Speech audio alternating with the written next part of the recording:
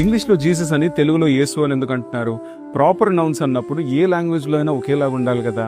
ఉదాహరణకు నరేంద్ర మోదీ గారు ఏ దేశానికి వెళ్ళినా సరే ఆయన పేరుకుండేటువంటి స్పెల్లింగ్ కానీ ప్రొనౌన్సియేషన్ కానీ మారదు కదా.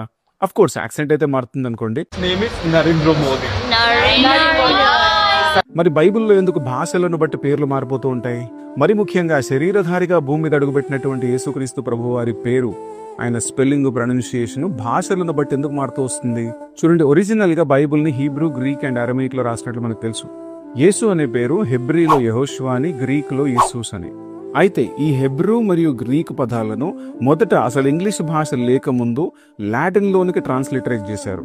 ట్రాన్స్లేషన్ వేరు, ట్రాన్స్లిటరేషన్ వేరు. ట్రాన్స్లేషన్ అంటే అర్థం మారకుండా ఒక లాంగ్వేజ్ లో నుండి మరో లాంగ్వేజ్ లోనికి అనువాదం చేయడం. ట్రాన్స్లిటరేషన్ అంటే అర్థం తెలియజేసినా తెలియజేయకపోయినా ఒక భాషలో ఉన్నటువంటి సౌండ్ ని మరో భాషలో రిప్రజెంట్ చేయడం.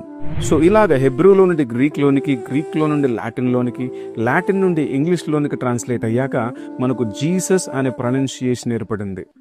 కానీ ఒరిజినల్ గా కింగ్ జేమ్స్ బైబిల్ ని 1611 లో ప్రింట్ చేసినప్పుడు అందులో కూడా యేసూస్ అనే ట్రాన్స్లేట్ చేశారు. కానీ ఇంగ్లీష్ భాష ఎవాల్వ్ అవుతూ ఉన్న కొలది ఐ అక్షరము, వై అక్షరముతో ఉండే పేర్లను జేతో రిప్లేస్ చేశారు. కాబట్టి వీ హ్యావ్ JESUS.